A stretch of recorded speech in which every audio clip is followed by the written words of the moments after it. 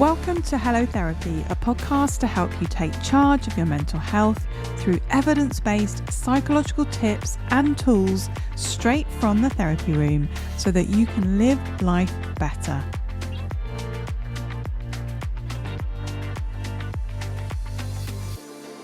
Gaslighting is a hot topic at the moment, and if you've ever been on the receiving end of it, you'll know that it can have some pretty severe mental health consequences. So in this episode today, I'm going to talk about the ins and outs of gaslighting, what it is, what it isn't, the gaslighting process and the cycles that get set up, and most importantly, how to tell if you are being gaslit in your relationship. Now, I was going to pack this episode with how to deal with gaslighting as well, but I quickly realised it's such a huge topic. I'm actually going to cover that in a future episode. Before we get into it though, I just wanted to thank you for all of your support so far. It means so much. And if you're new here, welcome. I am your host, Dr. Liz White, consultant clinical psychologist and therapist. Don't forget to hit that subscribe or follow button so that we can reach more people who want to take charge of their mental health. Quick trigger warning here, this episode does contain themes around relationship abuse, so please do look after yourself and come back to the episode at a later date if that feels better for you. So let's dive in.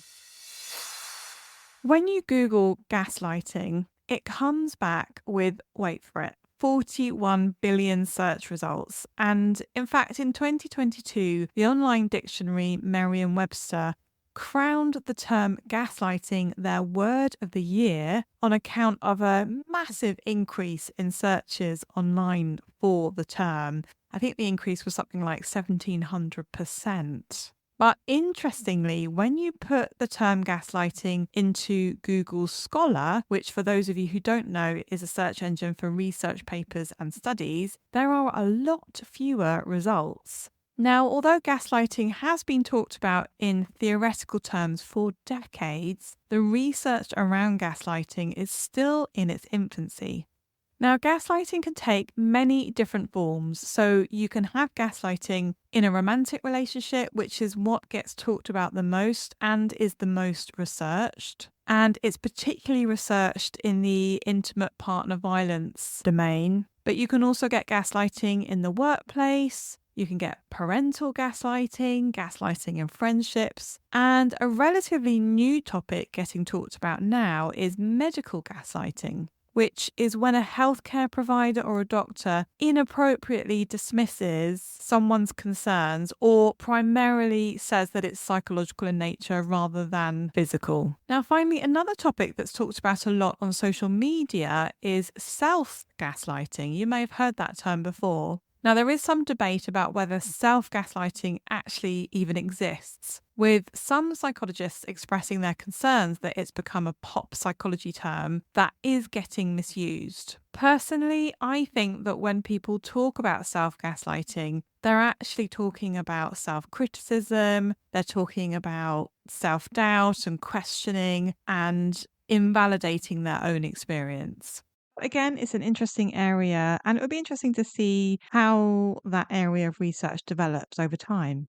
Now, today I'm going to focus on gaslighting in romantic relationships, and I will save the other forms of gaslighting for other episodes. So, what is gaslighting? Well, Merriam-Webster, the online dictionary, defines it as psychological manipulation of a person, usually over an extended period of time, that causes the victim to question the validity of their own thoughts, perception of reality, or memories, and typically leads to confusion, loss of confidence and self-esteem, uncertainty of one's emotional or mental stability, and a dependency on the perpetrator. So essentially, it is considered a form of abuse, and it undermines your own reality. It causes such self-doubt, and this creates a power imbalance in the relationship.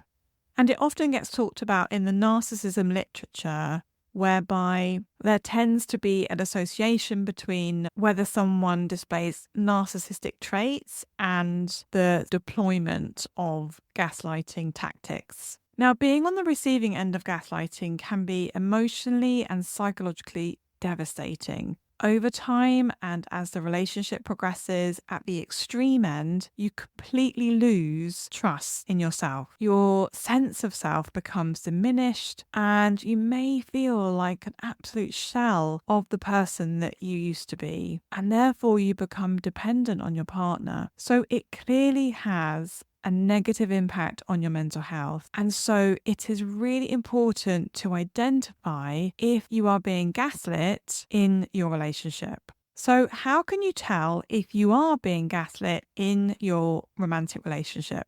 So, number one, you may be accused of being crazy or overreacting or being overly emotional or overly sensitive. Things like it's all in your head, there's something wrong with you, you're too sensitive, you're losing your mind, you're overreacting, you're being jealous, you're too much.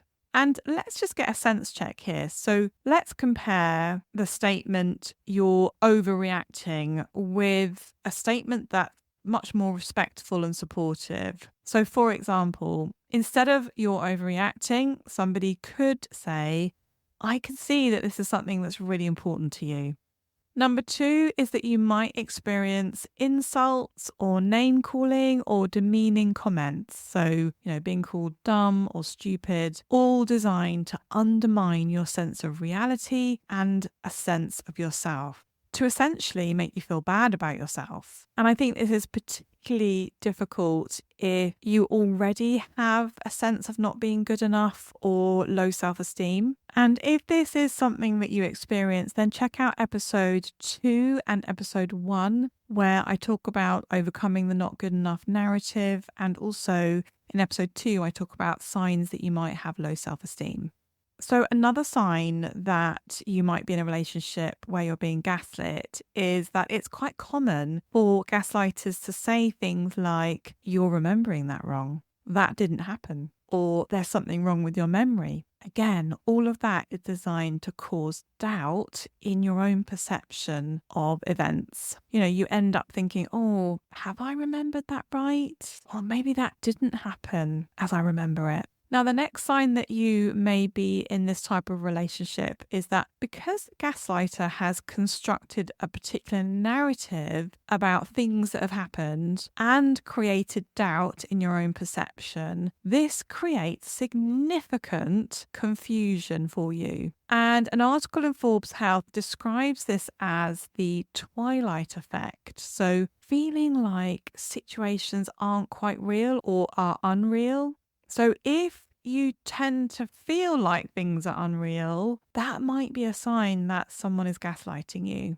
Now, the next sign is that you constantly doubt and second guess yourself. And this is because you're being pulled into thinking that the gaslighter's reality is the reality rather than your own.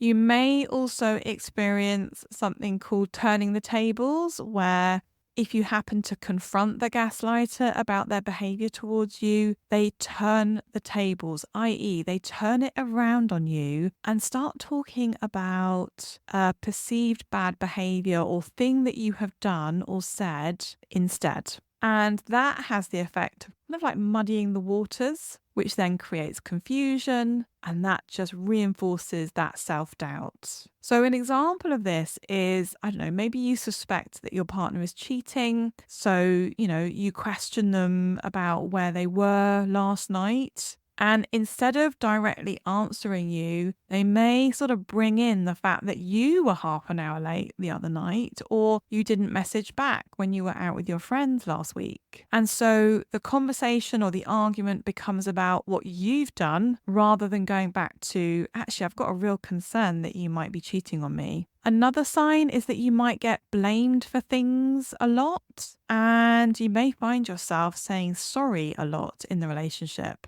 And lastly, a real telltale sign is that you become withdrawn. So you don't message your friends, you don't see your friends or your family that much. And this is part of the gaslighting experience where you have become isolated from your support network. Now, the thing here to remember is that it's not about one or two instances of these things happening. Gaslighting in a romantic relationship happens over a period of time.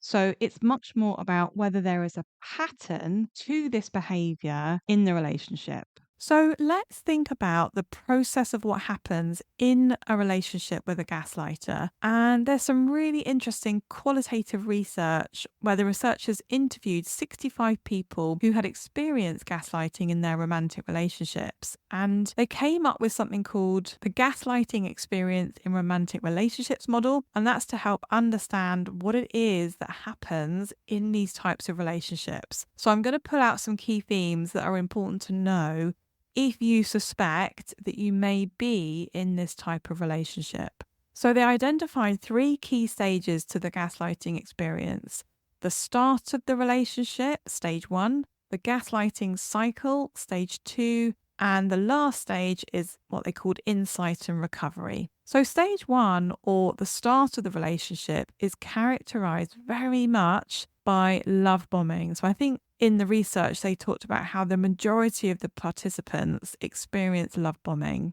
And love bombing is where the gaslighter or the other person is really full on. There's lots of romantic gestures. They're saying that they love you very early on in the relationship. And you become swept up in this romanticized version of the relationship and of the person. And what this does is that it serves to solidify that emotional attachment you have to your partner, and you see them in a positive light, which the researchers propose actually enables gaslighting behavior down the line. And this makes sense, doesn't it? Because if you see someone in a wholly positive light, and you're really in love with them, then you're much more likely to accept their narrative and turn a bit of a blind eye to any red flags that might be showing up. Now, stage 2 is where the gaslighting behavior begins. And because of that motivation to carry on viewing the gaslighter in a positive light, because, as I said, you fall in love, you've got strong feelings for the person, so you start to rationalize the gaslighter's behavior. And alongside this, what was observed in the study was that gaslighters started to isolate the person from their friends and family. And this might take the form of the gaslighter criticizing the friends and family, or maybe creating a scene when you're out together, or just generally making it very difficult for the person to see their loved ones. And alongside this, you may also start to withhold things from your family and friends to avoid having to explain your partner's behavior, which then, of course, further isolates you. Now, all of this leads to a diminished sense of self. You're really going quite deep into that self-doubt as you start to accept the gaslighter's narrative of things, and you become more and more isolated. Now, stage 3 starts when you basically start to gain insight into the gaslighter's behavior. So essentially, you start realizing that you have been gaslighted and you start accepting this. And in the study, the researchers found that this insight was the stepping stone to what they called recovery. So to basically reframing the gaslighter's behaviors and slowly starting to be less doubtful, less confused, and building up a better sense of themselves, building up that trust in their thoughts, in their memories, and their perception of things. And this then enables the person essentially to end the relationship with the gaslighter. So if you suspect that you are in a relationship where you're being gaslit by your partner, it's really important that you start to talk to your friends and family, that you talk with a trusted friend, for example, about, look, I've noticed that my partner does this and he does this or she does this. And what do you make of that? And another thing that I would say is that, again, if you're suspecting this, try and reflect on those instances when, I don't know, there's been an argument or that self-doubt is really showing up for you. So just write down, what is it that happened? What was the conversation that happened between you and your partner? What did you say? What did they say? How did you feel? And what this does is it helps you step back and take more of an objective view on what's going on in those interactions. And that's a really key point. But as I said, I will go into much more depth about this in the sort of second part of this mini series on gaslighting. So that brings us to the end of this episode. I hope that's given you a really quick overview of what gaslighting is and has given you some ideas about sort of how to start recognizing the signs. And don't forget to subscribe and follow the podcast so that you'll be alerted to when I release another episode on this, where I'm going to go into more depth about how you can actually deal with gaslighting behavior and how to get support with that. Until next time. Thank you for listening to this episode of Hello Therapy. If you found it helpful, don't forget to subscribe, follow, and review. You can get more well-being and mental health tips by joining our email list and visiting the resources section of our website at harleyclinical.co.uk. The Hello Therapy podcast and the information provided by me, Dr. Liz White, is solely intended for information and educational purposes and does not constitute personalised advice. Please do reach out to your GP or a mental health professional if you need support. Until next time, take care of yourself.